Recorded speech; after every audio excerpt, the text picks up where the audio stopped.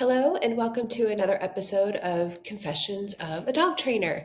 My name is Bethany. If you are new here, I am the trainer behind Walking Dog Training over on Instagram. I have a feeling a lot of you are coming from Instagram, but who knows? And I wanted this episode to be kind of a starting point for anyone who is curious about e-collar training, wants to get into it, but you're hesitant and you have questions. So I'm going to answer the most common FAQ, excuse me, about e-collar training. I share so much over on Instagram, but I feel like I can never talk about this stuff enough. If you are new here, I am a huge proponent of e-collar training. And it might be different than what you envision e-collar training looks like. So I'm hoping that this episode is helpful. If you have any questions, please message me over on Instagram at Walking Dog Training. And let me know that you came from this episode so that I know you're doing your work. I think that's really important as an owner, that you are, okay. It's one thing to ask questions. It's like if I get a question, and I just got this the other day and kind of made me want to do this episode, which I've been thinking about a lot. And she said, "Do you think that me and my dog are a good candidate for e-collar training if my dog is really anxious?" And my answer is yes. Like I share so much about this. And so that kind of a question, it can take a lot of time to respond, which is not, I mean, that's fine. I love responding to messages. But if you come from this episode, I know that you are putting in your work, you are doing your homework in a way that's different than just Googling e-collar training. I feel like that's probably a little bit dangerous, or that's how you landed here. I have no idea. But okay, hi. First, what I like to do is like an ode to my dad. I'm going to say this every single time because just in case this is your first episode listening, I got back into podcasting as a way to honor my dad who passed away last November. And he loved his podcast. And so he had one called A Cup of Joe. So he always had this little tagline, "I've got my cup of Joe. I'll wait for you to get yours." So that's what I like to say. This iced coffee. So it's actually the coldest day in Orlando so far. It's like in, I don't know, the 50s, which is probably not cold to many of you. So I apologize. We've got our Christmas things up, if you can see. But what was I going to say? Oh, the creamer, it's because I got those of you who like Trader Joe, which love is Trader Joe's, but I call it Trader Joe. They have a like holiday half and half or holiday creamer that's ginger or something, and it's so good. We recently took our dogs in the van up to Georgia to see family, which is so nice, and I took that and it was so good. But I like to try and keep my sugar as low as possible. Just blood sugar stuff. I'm inundated with so much information about what to do, what not to do, very similar to you owners and dog training. But I made this, and I'll add a link to the recipe if you'd like to do it yourself. It's from this one lady, Peachy Spoon, that I follow on Instagram, and she has so many great blood sugar friendly recipes. So anyway, okay, cheers. Okay, so I'm going to go into the basics of e-collar training and hopefully kind of give you a little bit of a clear picture about some truths, some myths, and then the specifics on the e-collar training I do. So number one, the e-collar that I recommend is the Mini Educator. So this has 100 levels. There are lots of different versions of e-collars out there. I think the old school e-collar training, people would refer to them as shock collars. You can call it whatever you want, but that automatically has a negative, connotation to it, where I like to call it e-collar training because it is so much more than just shocking your dog. Where the old school shock collars, they would have like 10 levels. Someone messaged me the other day. Oh, can you see Johnny? Johnny's on the couch, so hopefully, Johnny, down. Down. So hopefully he's going to be good. So the old school shock collars, they have like 10 to 20 levels. I was talking with someone last week through messages on Instagram, and she was using one for her 120-pound St. Bernard and trying to work through reactivity. And as much as I love talking to you all about e-collar training and trying to help you with reactivity and all of that, I can't advise you when you're using one with 10 levels. It's just not the same as how I use it. The one that I use has 100 levels. It also has a tone function, which is really great. So again, Mini Educator, I'm going to link these in our show notes as well as our e-collar starter freebie. So if plus this episode, which maybe you can listen to on a walk if you're doing that, that makes me so happy, or in a car ride, whatever. But then also having a PDF to go along with this with kind of the cliff notes of e-collar training and what I recommend watching as far as like stories on Instagram, highlights.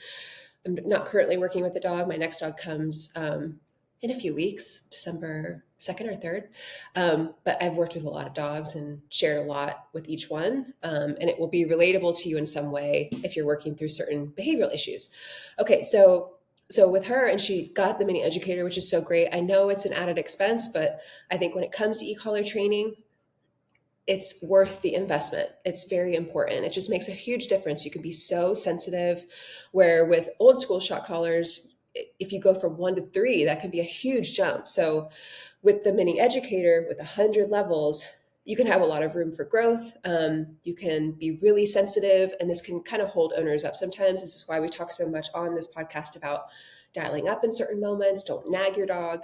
So there's always like, challenges that come along with whatever e-collar you're using. So that is the one that we recommend. There's also one called the Micro Mini Educator. It's a purple remote. It's great for smaller dogs or even big dogs that are way more sensitive. Although with sensitive bigger dogs, you can just be lower on the level out of 100. But I love using the Micro Mini Educator for little dogs. So you have those options. There's also one called the Boss. I think they also call it the Educator. I'm not sure, but it has a little extra oomph to it. So what e-collar technologies, their website says is that there's about a 20% difference in the stim level between the Micro Mini Educator, the Mini Educator, and the Boss Educator. So the Boss Educator is really helpful if I'm working with a dog who's just really intense. This is why e-collar training, it can be so different based on the dog in front of you. So like if I'm working with a dog, there's only been a couple of them really that I've worked with, because I work with mainly reactive dogs. I don't work with human aggressive dogs, but there can be some really intense reactive dogs. And so if I'm working with a dog who level 100 doesn't really mean anything, and there are some dogs out there where level 100, you'll see like their neck moving because the e-collar is a muscle stimulator. This is another little fact. So it's the same technology as a TENS unit. So if you go to physical therapy, I did this back in high school. I tore my ACL and I had to go to physical therapy. And there was this things they put on your leg that would contract the muscle, and I could see my muscle move. It's very similar. This is why sometimes you'll see on dogs with shorter fur on their neck is bulging because it's stimulating the neck muscle. So there are a couple of dogs I've worked with where it's for reactivity, and I'm using the e-collar very similar that I do with other dogs. And all I see, they're staring at another dog and their neck is bulging, and it was at 100. So that is where I'd be like, okay, let's move to the Boss Educator. And it makes a huge difference. It's like, even if it's only 20% difference, it's still a big step up in e-collar levels. It's still 100 levels, but it's just a little extra oomph. Also, the range is different. It's a little bit longer. So we use the Boss e-collar with our 2 older dogs because the range is longer and the battery lasts longer because it's a bit of a bigger box on the e-collar, so the battery lasts a little bit longer. But for most of you listening, you're going to use the Mini Educator or the Micro Mini Educator. Another little tidbit, if you are talking at Thanksgiving and your Aunt Camellia says, I cannot believe you would electrocute your dog like that. Okay, well, there's no electricity going through the e-collar. Dogs can swim with the e-collar on, which is a really great thing if you have a dog who likes to go out into the lake and won't listen to you to come back when they see a duck. You can use the e-collar to get them to come back. So it is waterproof, which is really great. One of the biggest misconceptions about e-collar training, I think, is that it will hurt your relationship with your dog. So If this is you, and this is where I'm going to talk about doing your owner homework, because you can totally do e-collar training on your own with your dog. That's how I got started. That's how a lot of trainers got started. The only difference between you and me is our experience. So there is going to be moments when you're like, this feels a little sticky. It's just like how it was with me when I first got into e-collar training. And like moments would come up that I had never worked through before with a dog. I also had hesitations about e-collar training. I'm going to be totally honest. But over the years, this is going into my 7th year of training through the board and train. I've learned so much. I've learned that little moments that maybe you see with your dog, because again, it's just you and your dog. So it makes so much sense that you would have hesitations and see something in your dog. Maybe, like I always like to mention, you've probably heard negative stuff about the e-collar, and then you start working with your dog. You think you're doing it right, and your dog looks more like nervous, let's just say. To you, it's like, oh no, I heard this thing before. My dog is looking at me weird. She probably doesn't like me anymore. I'm ruining my relationship, and it just spirals out. Or for me, that's a totally normal part of working with more nervous dogs, anxious dogs. If you have our e-collar starter guide, which also includes a bunch of videos, I would take a look at our Sunny video. I think the title is e-collar training with a nervous dog. So you can see a dog who gets a little bit shy, a little bit nervous, tries to go under our TV stand over here, and how I work through it. So this is why it's important to do your owner work, watch the videos in the e-collar starter guide. What I would actually recommend is going through all the videos before you ever start with your dog. Now, some of you are going to be like me, where you watch one video, you're really excited to get started, and you just jump right in. More power to you. I'm so excited for you. But some of you who you have to know yourself. If you're someone who is going to freak out if your dog is not looking like they're having the time of their life when you're e-collar training and introducing the e-collar, watch all the videos. Take some deep breaths. It's just because I've talked with so many different owners, and the like Enneagram or the Enneagram personality type. I love stuff like that because it's just so validating because most of them are spot on, or I'm just picking out stuff that I'm like, yes, that is exactly me. And now I know why, because it's my personality type. I've been thinking about I should do something about owner types because there are very specific owner types. Number one, A-type personality, like a plus student owner. This is the owner who I actually love working with. A lot of times they come through the board and train, or it comes through our virtuals. I'm going to say, Corrine, you're one of them. Which, by the way, I don't know if it's Corinne or Corrine, which makes me feel crazy because I feel like I know you and we're virtually friends. But anyway, so we did like 4 or 5 virtuals, and I love that because it's just someone who really wants to get the most out of it. You want to do things right. And so when things feel a little bit off or a little bit messy, it can really throw you off and make you think that you're not doing it the right way. Then there's other owners who are super anxious. So you get into this and you are already like, I have heard so many things. I've Googled about e-collar training. So you go into it, maybe finding or getting the confidence from listening to this podcast, which is so great. But then you start and you're like, oh my gosh, my dog ran off when I got the e-collar out. Okay, this is one of the most important things you should be doing when you start e-collar work. Have a leash on your dog before you ever get the e-collar out. And I always like to mention this, and I say these things all the time. There is no reason for your dog to be scared of the e-collar when you get it out, okay? That they don't even know what it is. You could get out, like our dog Johnny is freaked out if there's a box laying by the front door and it's just out of place. It just came out of nowhere. And he gets freaked out and wants to run away from it. It's just, some dogs are more nervy, but have a leash on, put the e-collar on. It kind of goes back to probably why you're getting into e-collar training in the first place. Maybe your dog doesn't really listen to you when you recall them, or tends to like feed into their instinct whenever they want and do whatever they want, whenever they want. And now you want to have a bit more control. Kind of makes sense that your dog sees you coming like, hey, let's put this on. And they're like, no, and they run off. To me, that's more pushy behavior than nervous, but it's worth noting. So I've given you some facts about e-collar training. Another one I like to say is that the e-collar is non-directional. So in the e-collar starter guide, this is our blueprint to e-collar training.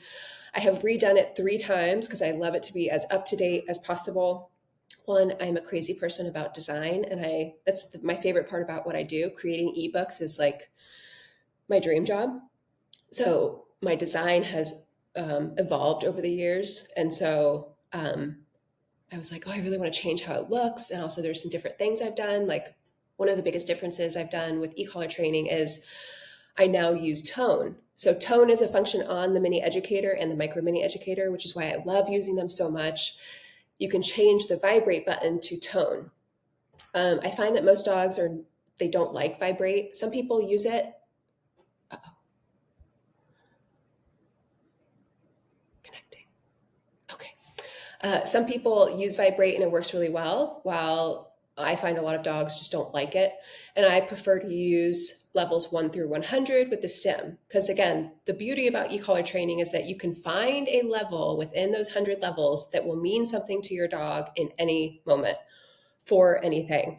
I was just thinking about this the other day where what I really want, and it's just kind of evolved over the years of being a trainer and talking to owners and trying to really figure out what are owners struggling with, what do they need the most help with. And I want to be a trainer who shows you how you can use the e-collar to stop behaviors. Because I think a lot of you, it's not too hard to get to a point where you teach your dog things like sit or down or get your dog to come to you. But then when there's distractions, it's like all of those skills go out the window because they just don't want to listen to you.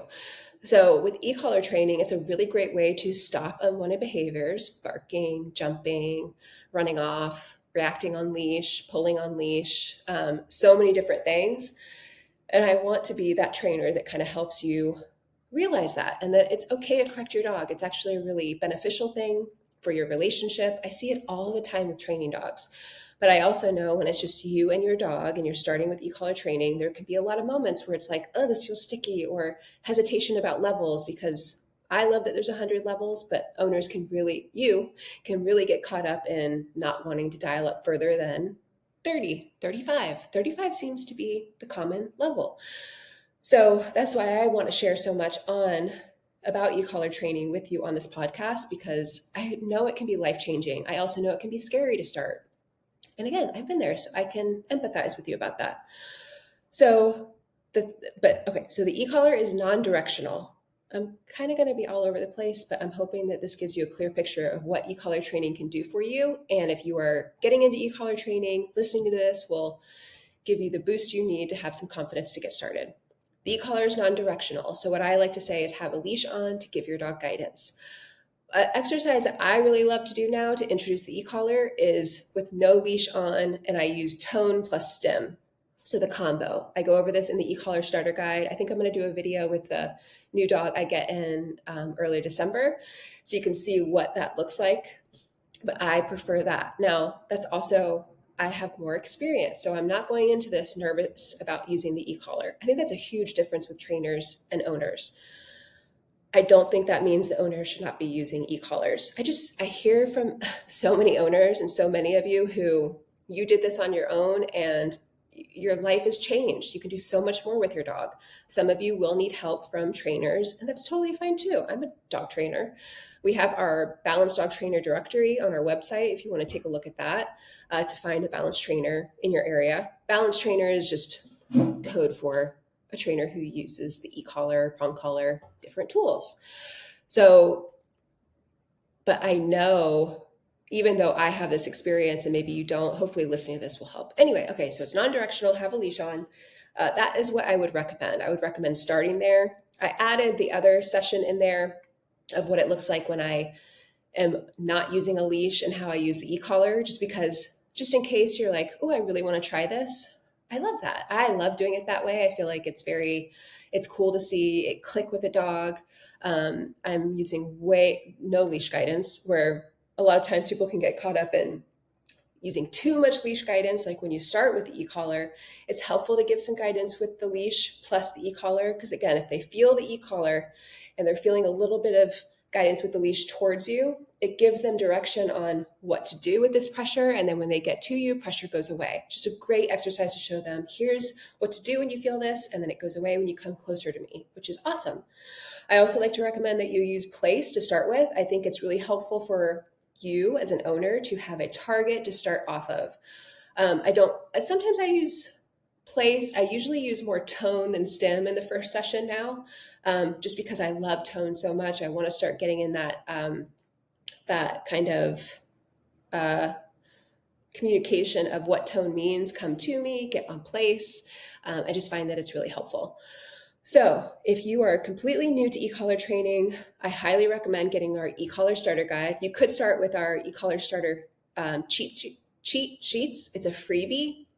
I created so that you can have some steps to get started with. I also there's a highlight like I guess cheat sheet in the back where different dogs I've worked with, I recommend that you go and watch based on certain behaviors, based on reactivity, anxiety, pushy, so that you have something to relate to. I think it's really important for you to see the process and how it looks from start to finish. So, one, what's possible. And two, I try to share as much as possible on Instagram. I always tell owners I'm going to share a lot on Instagram. Because there's a lot of owners out there who are going through similar things that you're experiencing. And so sharing about your dog will be helpful. So if you go and take a look at that, it gives you a really good idea about what the process looks like. That plus the videos and the PDF in the e-collar starter guide, I think just gives you, it's like your owner homework. So I think that that's really important. I don't recommend starting with the e-collar and just going into it blindly. I think that's why e-collar training gets a really bad rap. But yeah, so I think that is important. One of the most, did I already say this one? Where the most common question that I get is, or concern, I'm worried that e-collar training will ruin my relationship with my dog. So I see time and time again where e-collar training only makes a dog more confident. A great highlight to watch, and this is why it's so hard, to talk about it and just, to convey this and how it feels, like with Basil and Gunner. And they were a duo I recently worked with. They have 2 highlights on my Instagram. You could also see towards the end of their second highlight when they come back for training. And I sometimes can't even believe how awesome this training can be. I have a feeling that if you are concerned about it hurting your relationship, you're worried about correcting with the e-collar. And I totally get that. But correcting with the e-collar, it'd be different if we just put the e-collar on and started tapping at higher levels. That would freak a dog out. It would create mistrust where they're like, what is going on? I don't know what to do. It's just very frantic. But how it looks for me is there's always guidance on what to do next. So for instance, with correcting on the walk for reactivity, there's always guidance after. Like, okay, I correct for the barking and the lunging. Now, hey, let's go this way. So you create a communication, like a new language with your dog using the e-collar. This is why place work is so great. So using the e-collar to create a clear boundaries with what place means, using the e-collar to create a really strong recall. So tone is so great, tone plus stem, because then tone becomes more like a warning. It's like, hey, come, or you're going to feel the stem as a way to be like a reminder. So creating a really good recall, getting your dog to walk nicely next to you on the walk. Heel command is my favorite for that. You teach these things, you create boundaries on, no, I don't want you pulling me towards the grass to go sniff. So right away, you're creating a boundary. Don't pull me towards the grass. That's pushy behavior. Okay, now the dog second guesses that. And you're starting to add these boundaries into your routine with your dog, where your dog starts to look at you like, oh yeah, okay. Now I need to take mom seriously. It's a boundary setter. That's how I like to think about the e-collar. But there's so much nuance to it. It's not just you put it on and start tapping at 100. That's crazy. That's, I think, maybe what most people are scared of. But how this process looks for me and how I would recommend that it looks for you is you start slowly. You find your dog's working level. This is the first level that your dog feels on the e-collar. In the e-collar starter guide, we have like 3 or 4 different videos with 4 different dogs showing you what that process looks like, how to find the working level. What do I do once I find it? How does that look? You can also hear when I'm using the e-collar in the e-collar starter guide videos. That was really important to me. When we first created our very first e-collar starter guide back in like 2020, 2021, we had no videos. It was just, here's a couple links to our YouTube channel, but you couldn't hear the e-collar, and that was the feedback we got. So then we spent a lot of time and put those videos together. And I think it's really helpful. There's some long line videos in there where we are outside of a dog park. You could hear how I'm using the e-collar with a long line to really solidify that recall, that off leash, quote unquote.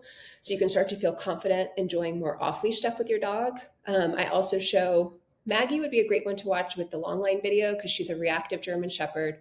How I use the e-collar to correct for things, to like, it's like a very clear boundary that I'm using the e-collar to do. So it's like, if she starts to see something, well, watch it. I promise there's so much good stuff in there. And I'm thinking about some new videos I want to add. I'll be totally honest. When I did those videos, I was so self-conscious at the time. I was like just overthinking how my body looked. And, you know, it's like so annoying that, so I'm going to be 40 next year. And I'm getting much more confident in like being on video and all of that. But I also prefer to make graphics and do a podcast and talk to you about this stuff. But I know that videos are helpful. And so I was thinking about a couple of videos I could do with the next dogs that are coming in, and they're a bit on the younger side. So I think that would be helpful too. For any of you who have younger dogs and you want to get into e-collar training, I usually recommend around 6 months to start. We started with Johnny around 5 months, and I think it was great. I started mainly with tone, and also to use the e-collar to say no to picking stuff up in the backyard, which was a huge lifesaver because he wanted to pick up everything. And the level it's not anything crazy. All dogs are so different. So once you introduce the e-collar and your dog understands it, then you can use it for so many different things, to say no to barking. So anyway, okay, so e-collar training. What else can I say? I think a lot of you, no matter how much you hear this, you're going to go into e-collar training a little bit nervous, and that's okay. I'm not here to tell you that e-collar training is going to be super easy. I think expectations are really important. I always say this to my board and train owners. I've just learned over the years, I can't be clear enough, or I can't be upfront enough about expectations. And I think it's important for you to know that there are moments where you're going to second guess things. There are moments when you're going to feel like, is this right? Like, oh, I just don't really get it. Or I'm using this level, it doesn't feel like it's working. When I would recommend doing a virtual coaching session with me, they're 30 minutes. Is it $65? But it's pretty much a reassurance call. This is what I've called them for the past year, because it's almost always reassuring. We just talk through, it gives you a chance to ask me whatever questions you want about what is going on particular to your dog. So you can get individual advice, and I can play off of different experiences that I've had that are probably very similar to yours, and give you some action steps to move forward. And then I also really love keeping up with owners who I've done virtuals with. So I always say, oh, Johnny, what are you doing? Come here. I always say, come here, Johnny. Worthy, but okay. But doing a virtual with me, I think, would be really helpful for you, just to talk things through. I know if I was an owner, that's what I'd want to do. I would want to talk with someone that, it doesn't have to be me. I'm sure other trainers that you follow do them. Johnny, come here. Up, up, up. Up, up, up. No, up, up, up. Funny that I taught Johnny down when he was on the couch, not on place, how I usually do it. Oh, I'm getting so distracted by him. I wonder if I'll edit these out. Okay, but virtual, get our e-collar started cheat sheet freebie. We also have a place command freebie, so I'll put those in the show notes. You will be added to an email list. It's just, how I build my email list so I can send you as many helpful things as possible. I've been slacking on my newsletter, but I want to send one out this week. So anyway, okay, e-collar training. If you ever have any questions about this, please feel free to message me over on Instagram at Walking Dog Training. let me know that you came from this episode. We also have some other episodes about reactivity. Um, I really love talking about that because I just think it's so many of you are struggling with it, and how you use the e-collar can feel very overwhelming. But it is the number one tool I use for reactivity, to help owners feel more confident managing situations. Because there are a lot of dogs, a lot of you have dogs who, no matter what help you get, no matter what program you go through, you will still need to manage the reactivity. And it doesn't mean that your dog will never be reactive again. But what I find is that it helps you as an owner, having this tool, feel more confident when managing the reactivity instead of feeling overwhelmed and frustrated and having to always ignore or avoid other dogs. Now you can walk towards a dog, set a boundary with your dog, and feel more confident doing that. It's just, you'll start to stack more moments where it feels like, oh my gosh, we just walked past a dog. I see this all the time when I'm working with board and train owners, and usually the go home session, and we're like, because a lot of dogs I work with are reactive, and we try to find dogs, and of course there's no dogs. It just always happens. And then they like, or we see a dog, we get excited, and then they turn away, because now you have a tool to help you manage that situation, which just helps you feel more confident. And that is what it's all about. It's not that your dog is never going to be reactive again or anxious again or any of that stuff. But yeah, we have some really good examples of how helpful this tool is for you and how you can do it. The other thing I wanted to, I think that we'll end on this, is some of you are worried that your dog won't be as bubbly and happy when you get into e-collar training. So there's this huge misconception about e-collar training that it makes a dog like, just like always, I don't know, always looking sad or nervous, or I have no idea, but that's just not how it works. It's all about how you use the e-collar, which is why the e-collar starter guide is so helpful. I definitely recommend watching some of our highlights on Instagram to see what is possible, and ask me a question. Message me on Instagram if you see something, and you want a little bit more detail about it. I'm happy to help. I mean, that's really one of my favorite things about social media, is being able to help you. And I really want you to enjoy life with your dog. But what I see with dogs over and over again, and here's the truth. Okay. I see at the end of a board and train with a dog, and that's just a really good example of what's possible with my board and train is 2 weeks, which I just love. It's a great head start for owners and dogs. I find that dogs are way more confident than they were when they came in. Just so much more confident. And the things that help with that is, one, being able to set clear boundaries. The e-collar is helpful for that. Like times when you yell at your dog, or you feel frustrated, or it's like, no, like don't do that, or I don't know. It's just very human things. Now you can use the e-collar, tap on a button at a level that means something to your dog, really get through to your dog, and then give guidance on, here's what I want you to do instead. A perfect example is barking at the front window. And I just did a reel about this. Like, if you have a dog who's reactive on the walk, don't let them bark out the window when you're gone. So that's pretty easy to say. What do you do instead? Your dog could be in a kennel or in a room with a baby gate up, whatever. But if you're at home and you're struggling with reactivity in the home, you can say no to the barking at the window. So the first thing is introduce the e-collar. Go by the e-collar starter guide to do this. And what I recommend is doing an e-collar session followed up by place duration. The combo is, it's like the magic sauce, I swear. Place duration is a game changer. So this is why I like to have owners start with place when you're introducing the e-collar, because a couple of things. It's so helpful you get so much bang for your buck, or whatever. So if I'm introducing the e-collar with a dog, so a good one to watch would be my June highlight, where I think I show this, like using place, getting her onto place, getting her off of place. So I like to give e-collar pressure at the working level to get a dog onto place. So it's like you're showing the dog, okay, you feel this pressure at this lower level. Most working dogs with working levels, thicker fur dogs, their level will seem a little bit higher, and that's okay. Usually around 10 lower, 10 higher.